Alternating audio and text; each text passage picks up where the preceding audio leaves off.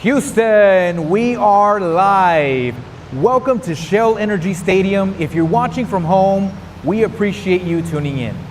My name is Humberto Martinez, and today you're witnessing something truly special.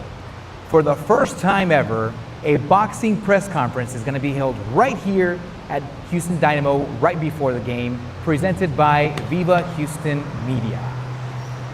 This is where boxing meets the city. We've got a bad man representing Houston. He's building momentum. He's coming off a dominant performance with a first round knockout, and he's ready to make another statement on May 9th. The energy is building here. The city is watching, so let's get right to it.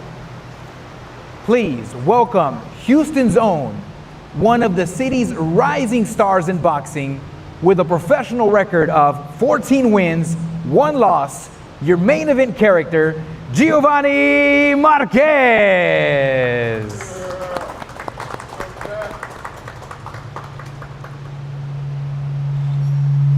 Good to see you, man. And joining him, a former world champion, member of the 1992 Olympic boxing team, with a record of 41-4, a true veteran of the sport, his father and trainer, Raul Marquez. Thank you, my man. All right. Thank you, gentlemen, for joining me on stage here. So, Giovanni, let's get right into it. Tell me, how are your last dominant performance where you got a first round knockout? Man, I'm feeling really excited. You know, it's always a treat to fight right here in my hometown of Houston. I get to see all my hometown friends, families, and supporters, and I'm looking to pick up right where I left off and, you know, give the fans another great showing, another knockout for the city. That's amazing. That's amazing. Raul, I have a question for you, sir. Yes, sir. What growth have you seen in Giovanni since his last fight? Can you repeat that again? What growth have you seen in Giovanni since his last fight? I think Giovanni, he's growing every time, you know, every day. Like he's hungry. I see his work ethic. He works very hard.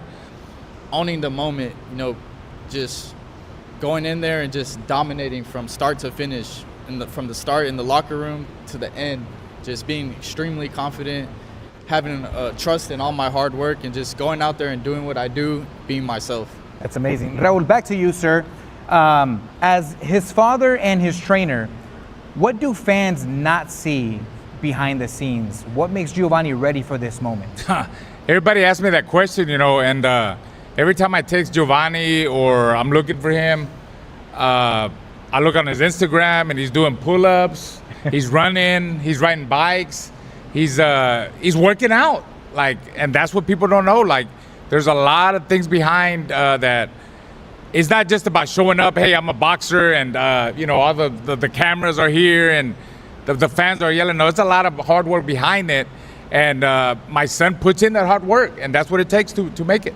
That's exactly right. Usually everybody always sees the peak of the glacier. Nobody sees all the work that's underneath it, right?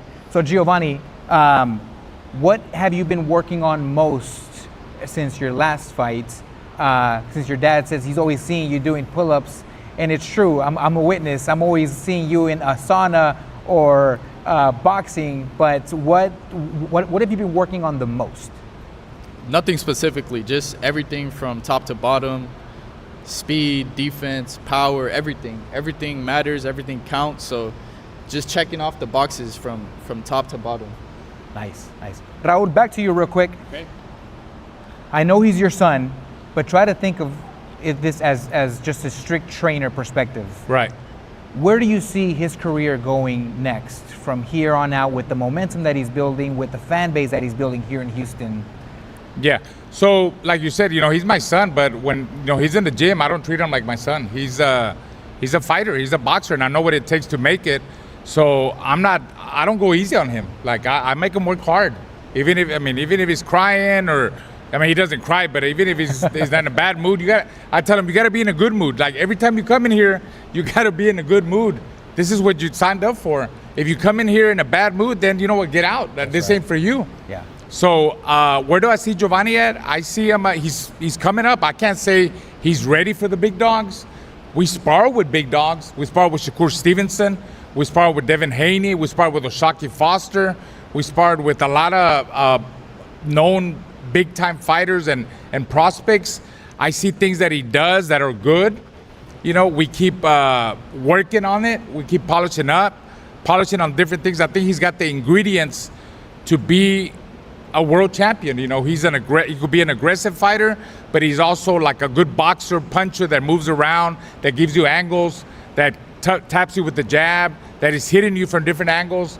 He does a lot of different things, you know. So we always keep working on defense, you know, hit and not get hit. Conditioning is the most important thing. I work his butt off in conditioning because he knows when you get tired and you got that little strong Mexican guy, you got that little strong Russian guy, whatever you in front of you, and he keeps coming and you run out of gas, you're done, bro. You're done. So he knows what it takes to get there, and you know, if he doesn't listen, then it's on him, right? So you've got, Giovanni, you've got a big advantage. Your trainer is a world champion. Like I said before, 1992 member of the Olympic boxing team. How do you feel knowing that you have that advantage over your opponent, and how does that motivate you to try to get to that level of being a world champion? Man, it's truly a blessing to have my dad guiding me, being that he was an Olympian world champion. He knows the ins and outs of the game. And, you know, having him guiding me is just the best thing I could ask for. You know, the career I'm doing, he's already done it at the highest level. So I follow his lead, and I know if I just continue to work hard, listen to his lead, in due time, I'll be a world champion. That's exactly right. Raul, back to you real quick. What advantage do you see in Giovanni, besides having a world champion boxer dad, right? But what does he have that maybe you didn't have when you were up and coming? What does he need to do next to become a world champion? Well, me and Giovanni have a whole different, he has a different style from my style. I was what they call the Mexican boxing style. Coming forward, I got hit with 2 or 3 shots. I'm still coming forward. I try to get one punch in. I'm gonna go in the inside, go body work. Giovanni has got different dimensions. You know, he could box from the outside. Like I said earlier, he could give you angles. He could be slick. He's got a lot of, for a Mexican fighter, and people that know boxing, they understand me. For a Mexican fighter, he's pretty slick. You know, he likes to do the shoulder roll a lot. He looks up to Floyd Mayweather, guys like that. But he's also can be aggressive and come forward. He's got the heart, the guts, if you know what I mean. I don't think I could say that, but you know, he's got the if you go in the grocery store, right next to the milk, you got the eggs, you know what I mean? Yeah, so he's got that in him. He's got like a dozen of them, you know what I mean? So he comes to fight. He comes to fight. When it's time to fight, he'll hunker down and he's ready to fight. But if he's got a box, then you got a box. That's right. And fight him from the outside and control the distance and move side to side and give him angles. So he's got, like I said, different dimensions. I think he's very talented. You know, he was a really good amateur fighter too when he won the National Golden Gloves, outstanding fighter and all that. So he's been developing the right way. I think we've been matching him with the right opponents. I mean, we don't like to fight guys that you just hit and they fall. Unfortunately, the last guy, you know, it was an easy. He made it look easy because he worked hard. But you know what? I thought that guy was going to go 3 or 4 rounds. And the people that managed him, they thought he might go the distance with Giovanni. Absolutely. The guy tried, and he was like, he couldn't hit Gio. And Gio caught him good, and he knocked him out. And that's boxing. That's right. Yeah. That's right. So, Gio, the fight is coming up May 9th, the weekend of Cinco de Mayo. We know that there's a certain boxer out there that only fights on Cinco de Mayo. This is your chance to make this weekend your weekend. How does fighting on this weekend make you feel? It means everything to me. You know, the Mexicans love boxing, and I'm excited to be able to fight on such a historical boxing weekend. Obviously, you know, you had Oscar De La Hoya that would fight on Cinco de Mayo, Canelo, and now you have Giovanni Marquez. That's right. So I'm excited. So one last question for you. How do you want people to remember this performance coming up on May 9th? I just want them to remember a dominant performance, another win on the resume, a step to bigger things. That's right. So at this time, we're going to open it up to questions from the media. If you have a question, please raise your hand and we will call on you. Yes, sir. Right over there in the Emirates jersey. Giovanni, with the 140-pound class, the new fighters that are coming up, I think Keyshawn Davis came up. I don't know the rest, but where do you see yourself at that weight class? How do you fit in that group? Like, where do you see yourself? I think I'm right there with them. I've sparred them all. Not only have I held my own against them in sparring, but I've been competitive with them.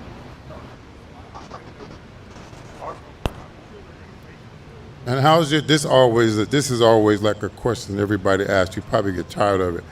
How is the training going with your dad? You already know that you represent a name that's not just known here in Houston, but all over the world.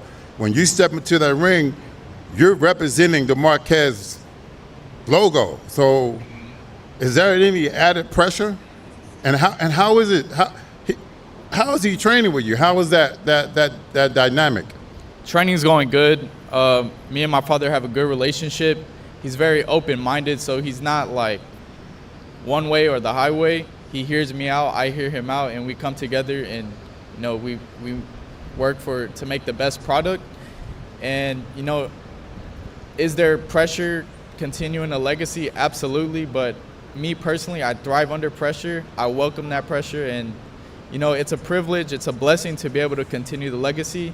And like they say, I do it for my last name, not my first name. Yeah. And why should Houston come see you fight? Houston should come see me fight because every time I step in that ring, I bring action, and that's what people want to see. So, Absolutely. You want to see knockouts, you want to see action, come watch me. All right, that's it for me.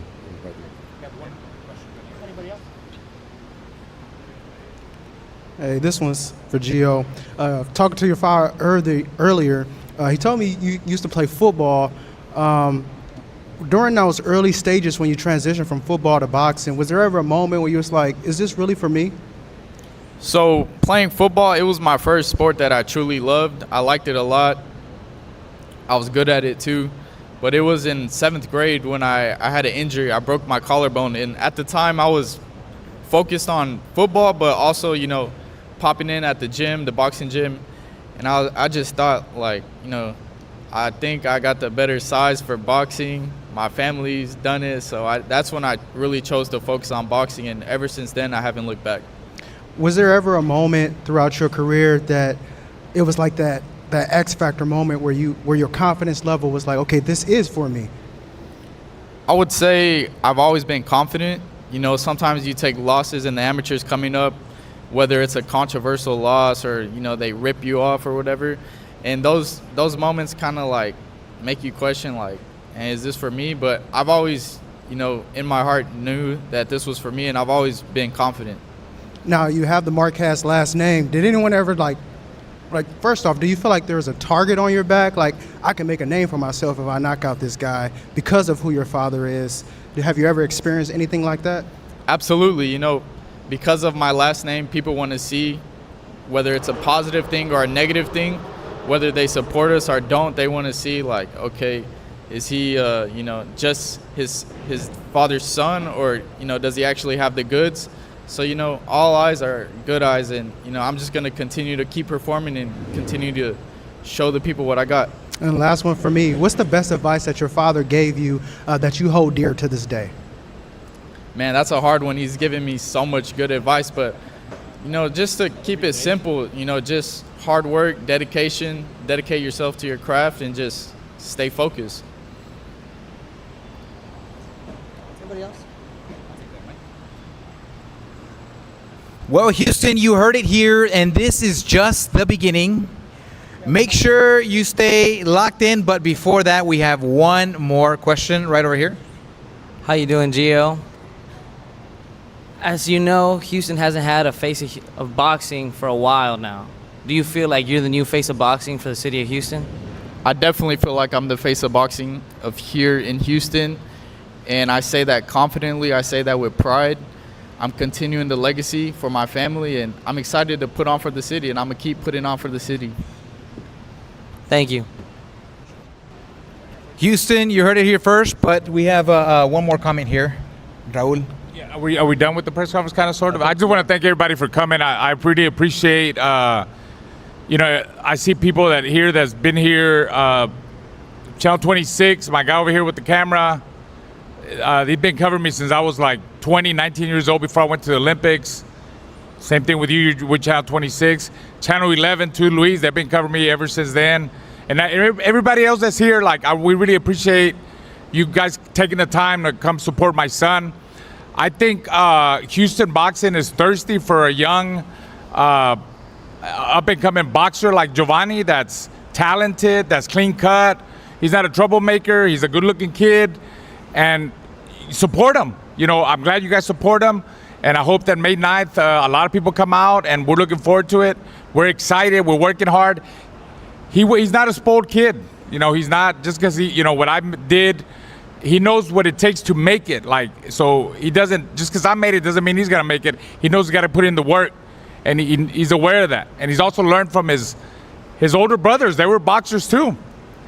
And he's learned a lot from them too. So he's got it together, man. He's got it pretty well put together. Like, and I'm proud of him.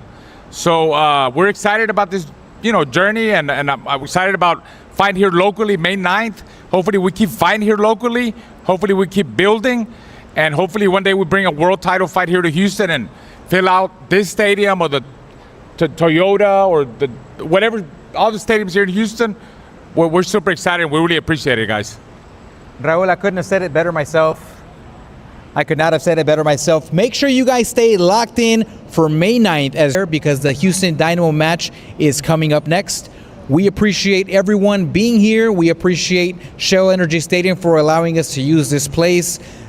This press conference was brought to you by Viva Houston Media. Thank you for watching, and have a good night.